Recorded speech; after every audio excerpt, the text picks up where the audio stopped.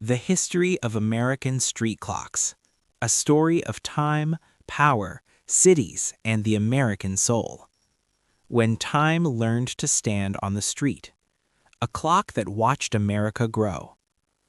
On a cold New York morning in 1893, a man stood at the corner of Broadway and Maiden Lane, staring up at a clock mounted on a cast-iron post. Horses clopped past him. Trolleys rang their bells. Factory whistles screamed in the distance. The man checked the clock once, then again. It wasn't just telling time, it was telling order in a world that had only recently escaped chaos. That street clock, silent, steady, unblinking, was part of a revolution Americans rarely notice today. Before wristwatches, before smartphones, before synchronized digital seconds, street clocks were the nation's heartbeat. They taught Americans when to work, when to trade, when to pray, when to move. This is the forgotten story of how time moved from church towers to sidewalks, and how American street clocks quietly shaped modern life. Before street clocks, when time was a guess. In early America, time was local, approximate, and deeply personal. Before the 1800s, most Americans didn't know the exact time. They didn't need to. Farmers followed the sun. Merchants followed daylight. Churches rang bells when they believed it was time. A noon bell in Boston did not match noon in Philadelphia. Each town lived inside its own pocket of time. Clocks existed, but they were expensive, fragile, mostly owned by churches or wealthy households. Public time lived above people, not beside them. Church tower clocks dominated colonial skylines, not streets. The industrial shock. Why America suddenly needed exact time. Everything changed after 1800. America industrialized faster than any nation in history. Factories demanded shift schedules, wage calculations, coordinated labor. Railroads demanded something even more dangerous, synchronized time across distance. Before railroads, a town's time only mattered locally. After railroads, a 5-minute error could cause a collision. Time stopped being philosophical. It became mechanical and lethal when wrong. Yet most workers still had no personal timepiece. That gap created the perfect opening for a new invention. The birth of the American street clock. Street clocks did not originate in America. They first appeared in England and France in the late 1700s, usually sponsored by jewelers. But Americans took the idea and democratized it. By the mid-1830s and 1840s, jewelry stores, banks, insurance companies began installing freestanding street clocks outside their businesses. Why? Because trust and time are inseparable. If a clock was accurate, people trusted the business behind it. A wrong clock meant dishonesty or incompetence. Street clocks became silent advertisements of reliability. The jewelers who ruled the sidewalks. In American cities, the earliest street clocks almost always belonged to jewelers. This wasn't coincidence. Jewelry stores repaired watches, calibrated timepieces, set local standard time. A street clock outside a jeweler's shop said, "Our time is correct. Trust us." By mid-century, cities like New York, Boston, Philadelphia, Chicago were dotted with ornate cast-iron clocks bearing gold-lettered business names. These clocks were often hand-wound daily, adjusted by skilled horologists, maintained at great expense.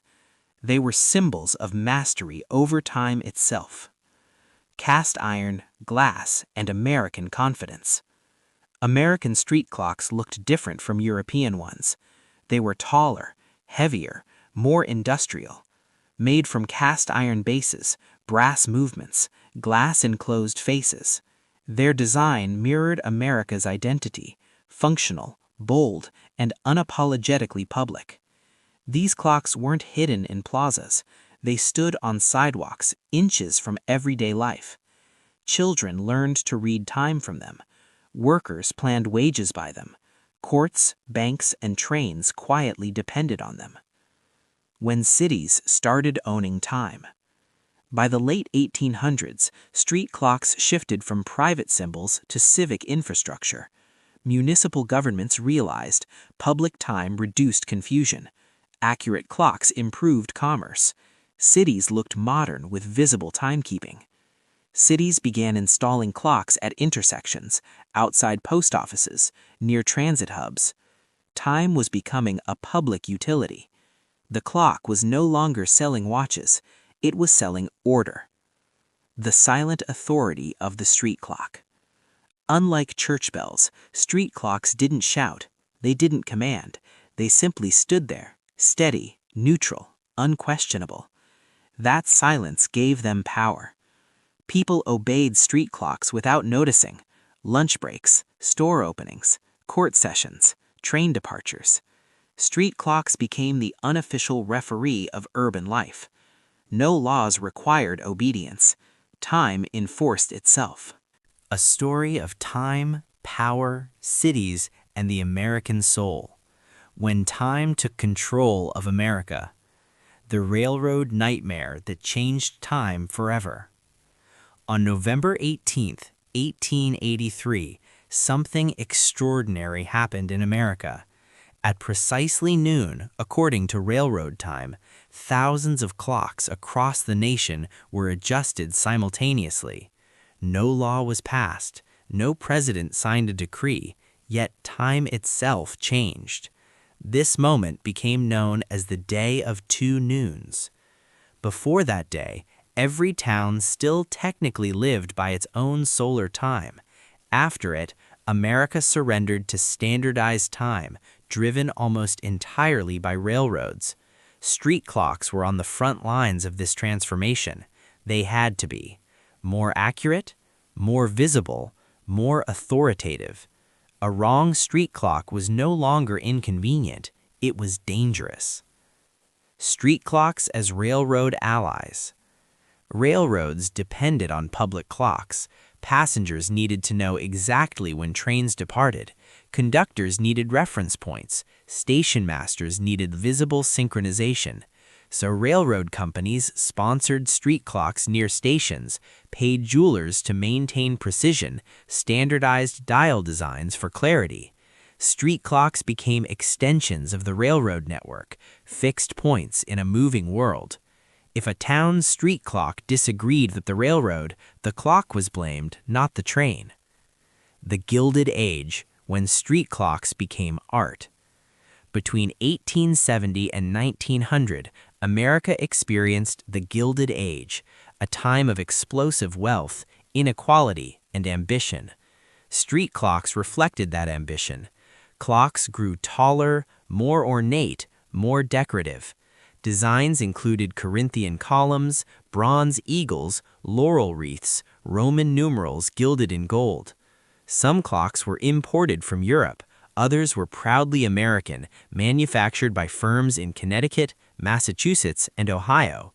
These weren't just timepieces, they were urban monuments. The Seth Thomas effect. No name shaped American street clocks more than Seth Thomas.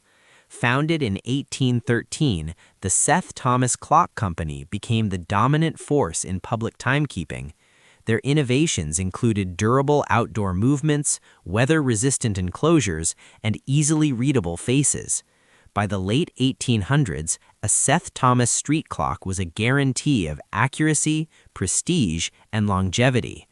Many of their clocks still stand today, ticking through wars, depressions, and revolutions in technology. The clock as civic pride. Cities competed with one another. A well-placed street clock said, "We are modern, we are organized, we matter." Mayors posed beside them, postcards featured them, newspapers praised their installation. Street clocks became landmarks, meeting points, directions, meet me at the clock, symbols of downtown life. They anchored memory. When immigrants learned American time. For millions of immigrants arriving in the late 19th century, street clocks were silent teachers. They taught punctuality, work discipline, industrial rhythm. Factories ran by the clock, schools ran by the clock, courts ran by the clock. Street clocks translated abstract time into visible authority. They were part of America's unspoken curriculum. The dark side of precision. But exact time came with consequences. Workers were fined for lateness measured in minutes. Wages were docked by the clock. Human rhythms bent to mechanical seconds. The same clocks that brought order also enforced control. Labor movements began to criticize the tyranny of the clock, yet they still depended on it. Time had become unavoidable. Street clocks in small-town America. While cities flourished with clocks, small towns adopted them more slowly, but when they did, the effect was profound.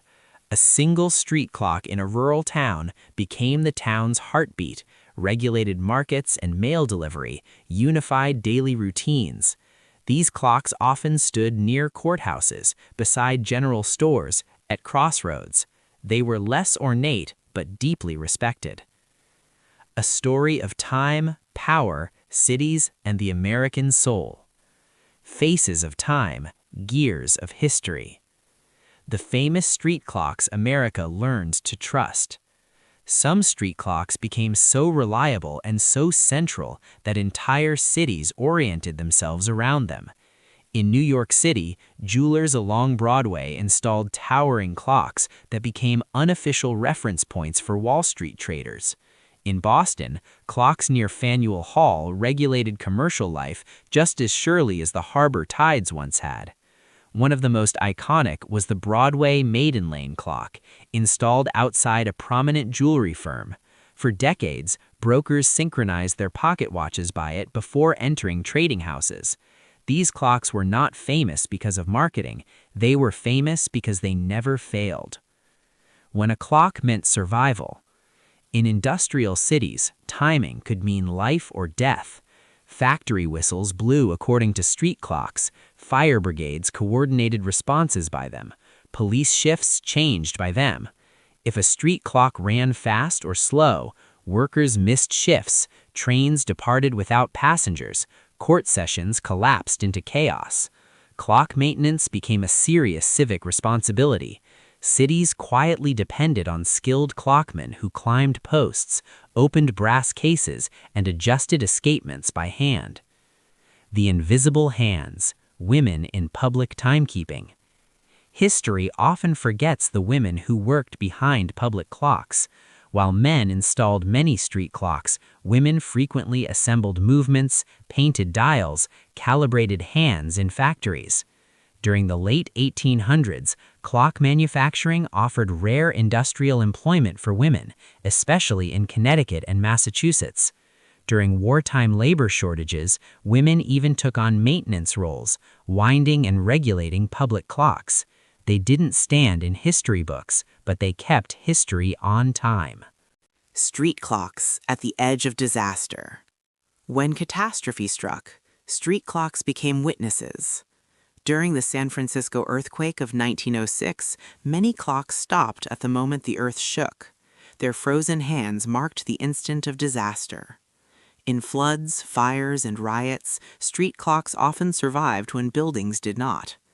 Later, photographs of damaged cities often centered on broken clocks, symbols of time interrupted.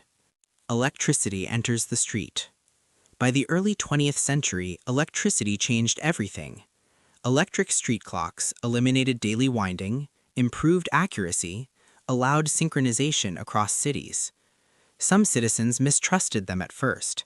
Mechanical clocks had weight, sound, and presence. Electric clocks were silent, almost too perfect. Yet municipalities embraced them, especially near train stations, post offices, and government buildings. Time was becoming invisible, yet more powerful than ever. World War I. Time goes to war. During World War I, time became strategic. Factories producing weapons ran by the clock. Railroads moved troops by the minute. Street clocks became instruments of national efficiency. Daylight saving time, introduced to conserve energy, forced clocks to change overnight. For the first time, Americans experienced artificial time imposed by government decree. Street clocks made it real. The Roaring Twenties and the rhythm of the city. In the 1920s, street clocks watched America speed up. Jazz clubs opened late, stock markets buzzed, cities pulsed with energy. Clocks stood at intersections as cars replaced horses. They had witnessed the birth of modern America. The Great Depression, when time slowed.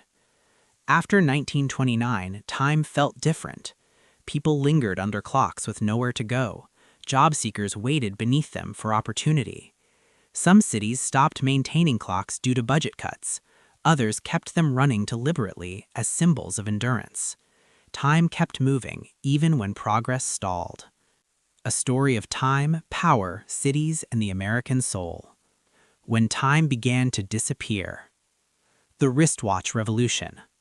By the 1930s and 1940s, Americans no longer needed to look up. They looked down at their wrists. World War I had popularized wristwatches for soldiers. After the war, they became symbols of efficiency, masculinity, and modern life.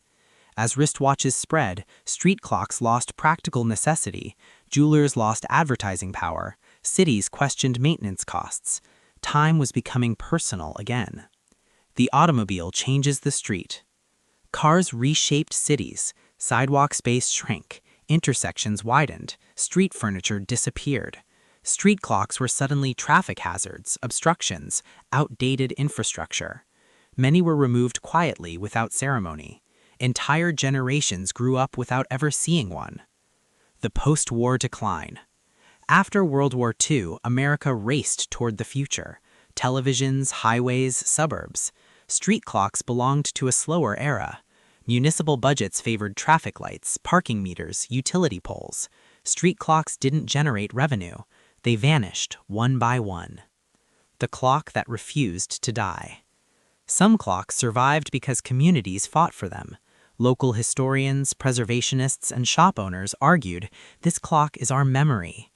In towns where clocks survived, people repaired them voluntarily. Jewelers maintained them for free. Rotary clubs raised funds. These clocks became acts of resistance against forgetting. Mid-century modern time. The few new clocks installed after 1950 were different, minimalistic, metallic, abstract. They reflected atomic age optimism, corporate efficiency, standardized design. But they lacked soul. They told time, but not stories. Digital time arrived. By the 1970s and 1980s, digital clocks dominated. LED numbers replaced Roman numerals.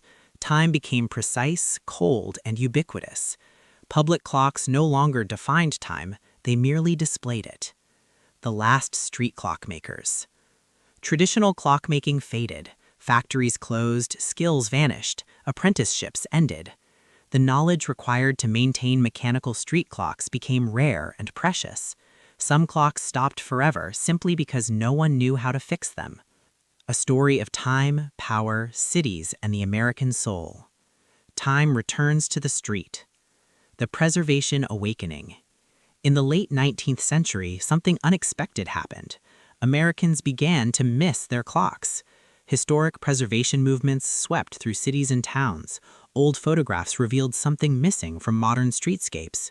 Not buildings, not signs. Time. Street clocks were rediscovered, not as tools, but as identity. Reproductions and revivals.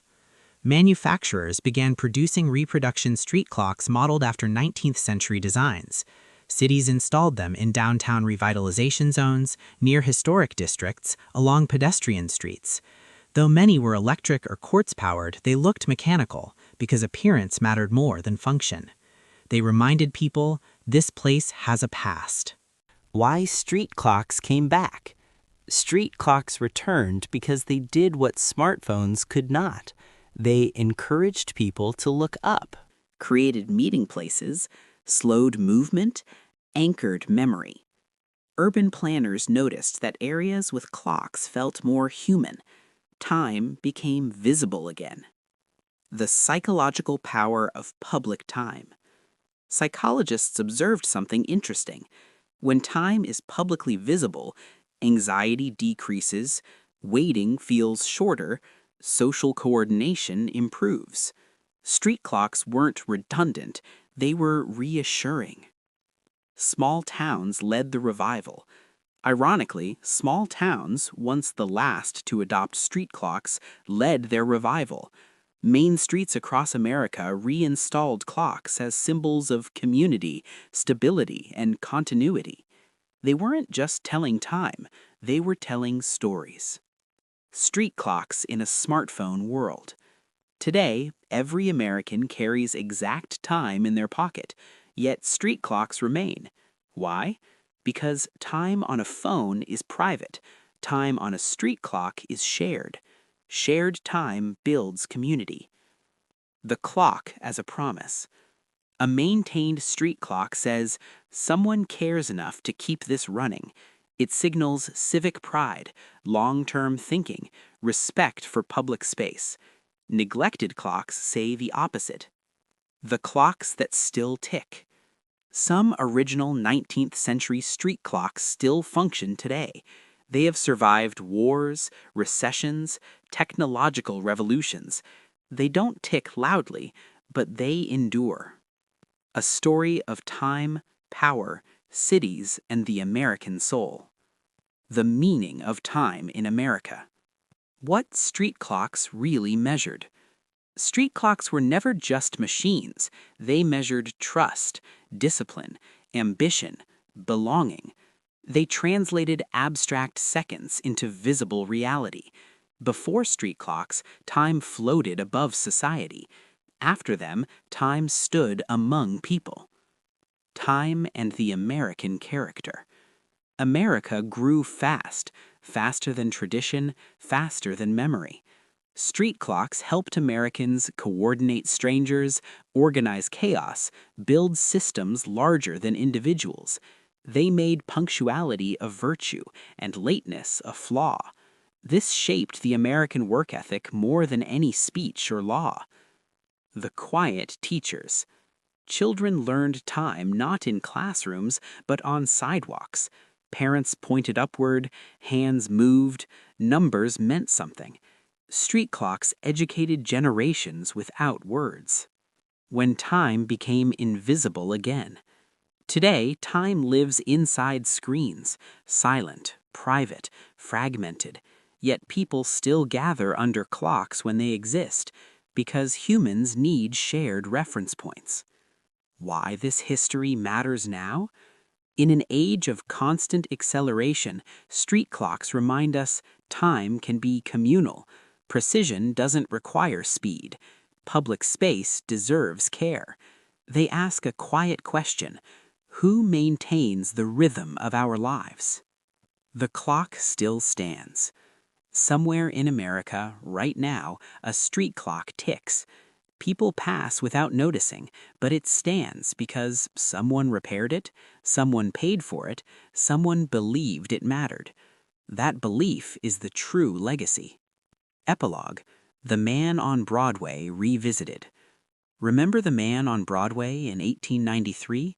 He checked the clock one last time. Then he stepped forward, confident, synchronized, certain. Time had spoken, and America listened.